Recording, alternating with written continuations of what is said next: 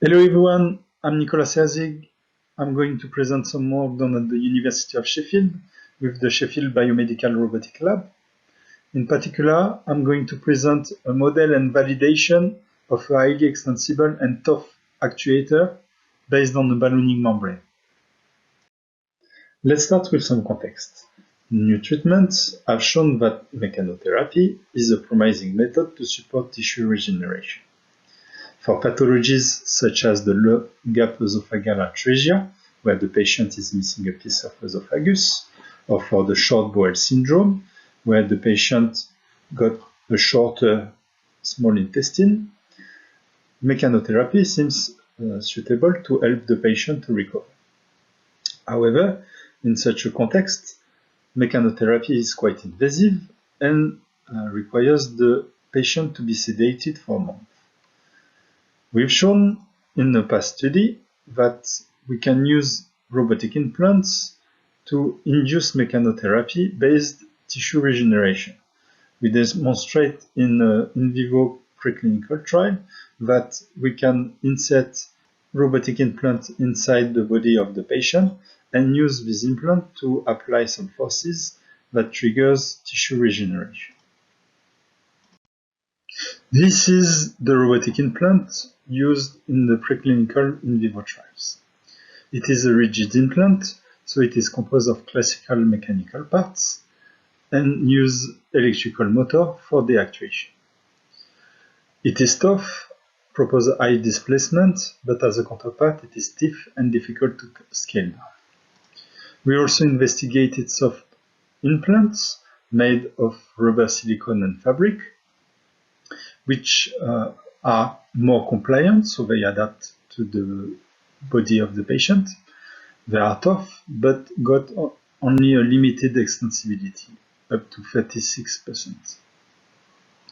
Based on these previous studies, I propose a new design, an hybrid soft-rigid implant, which is highly extensible, tough, proposes more degrees of freedom, and it is still compliant. It is highly extensible because when fully retracted is less than 2 cm high, but if we fully inflate all the chambers of the implant, it reaches 53.4 mm, which represents about 179% of elongation. It is tough because it can withstand more than 20 times its own weight, and the new design give the opportunity to control more degrees of freedom, such as the orientation of the implant. Let's have a closer look to the design of this hybrid soft-rigid implant. The implant is composed of layers stacked on top of each other. For instance, on this figure, you can see 3 layers. Each layer is formed of 3 hyper-elastic ballooning membrane actuators in parallel, 1, 2, and 3. To make these actuators, we use 2 3D printed parts, rigid, here one and second here, to clamp a rubber silicone membrane in the middle.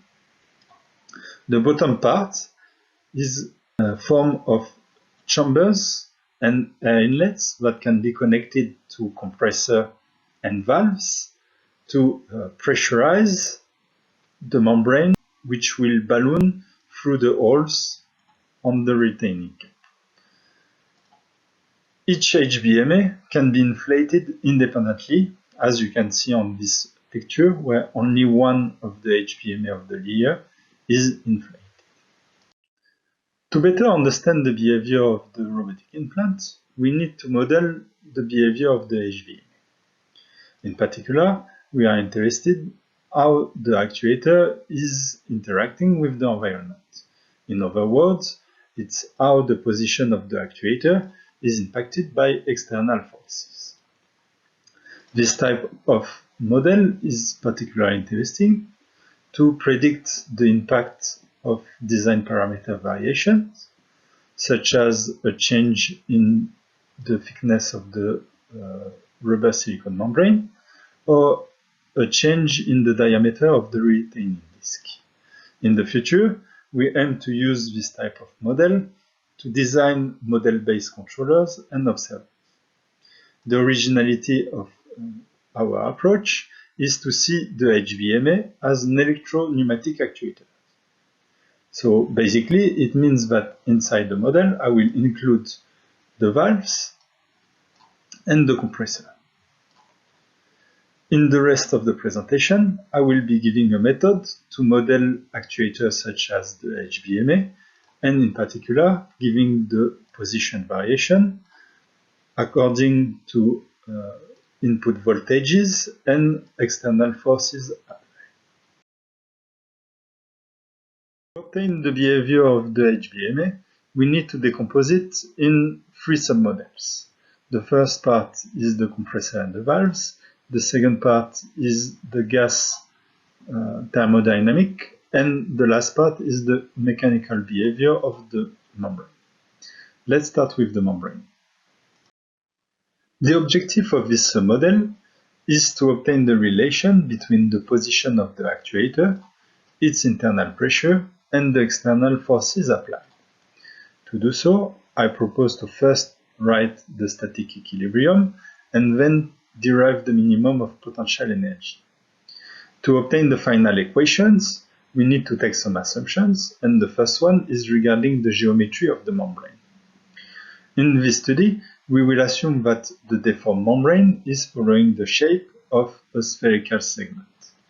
This type of assumption is interesting to reduce the complexity of the model and, in particular, limit the number of parameters needed. The second assumption is that the silicon membrane is following the behavior of a rubber material and is incompressible.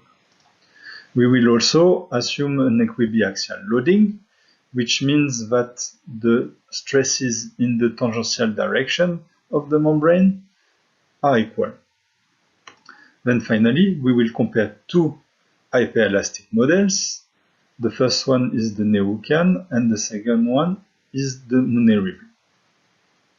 After deriving the equations, we obtain these surfaces, which shows the variation of pressure and external forces or load as a function of the position of the actuator. In particular, in these surfaces, we can notice for the pressure that it is following the classical behavior of a membrane under pressurization with the peak of pressure and the snap-through behavior. If we compare the two models, we can see that with the Monet-Rivlin, we can withstand a bit more load when the membrane is highly deformed. The next step is to obtain the thermodynamic equations of the gas inside the chamber.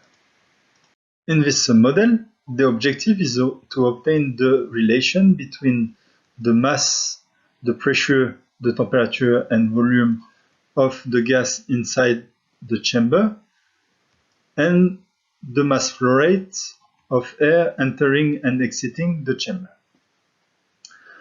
We can start with an ideal gas, and after derivating it, we obtain this equation, which can be simplified by assuming an isothermal process. In other words, it means that we will neglect the variation of temperature inside the chamber. After this simplification, we obtain this equation giving the variation of pressure as a function of the volume and the mass flow rate of air entering and exiting the chamber. And if we combine with the previously obtained equation, mechanical equation for the membrane, we can obtain this differential equations, which gives the temporal evolution of the position of the actuator as a function of the mass flow rate, the variation of external forces, and the current position. The last step in the modeling method is to model the compressor and the valves. To do so, we use an experimental characterization. In particular, we use a reservoir and a pneumatic pressure sensor to measure the mass flow rate generated by the compressor and the valve for different input voltages. Starting with the ideal gas law, if we derivate it, since this time the volume of the reservoir is constant, we obtain this equation giving the mass flow rate as a function of the variation of pressure, the volume, and the temperature. After running the characterization, we obtain these two plots. The first one is giving the mass flow rate of the compressor according to the voltage applied to it and the pressure inside the chamber. Similarly, we obtain the mass flow rate of the valve when it is open according to the pressure inside the chamber. In order to validate the model, we use a dedicated characterization platform. It is composed of a linear position sensor and a platform where we can apply different load to test the HVMA. In particular, we applied different variation of design parameters, such as a variation of membrane thickness, change in the retaining disc diameters, and we applied several forces. Here is a video showing the characterization setup. So we inflate the membrane and we can apply different load on the top of it. Here is the equivalent simulated behavior showing the displacement of the actuator, the load, and the pressure inside the chamber. Here are some results from the experimental validation.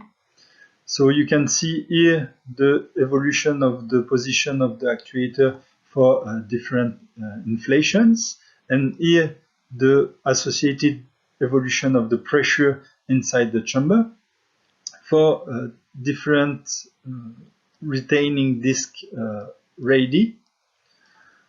And basically what we can see on these results is that the proposed models are more accurate for short inflations. And if we compare with the normalized root mean square error, the result between the Neucan and the Monet-Rivlin hyperelastic materials, we can see that for our method and model, the Neucan material gives better accuracy, but for some small retaining discs, the model can sometimes diverge. To summarize the contributions, we designed a soft actuator that can elongate by 179% and stand more than 20 times its weight. We propose a method to derive a simplified model that describes the behavior of a hybrid soft rigid electro-pneumatic actuator under an external load. And we validated the method using two hyperelastic models. I would like to thank my colleagues for their contribution in this work. I would like to thank IPSAC for funding this project. And finally, I would like to thank you for your attention. If you have any questions, feel free to contact us.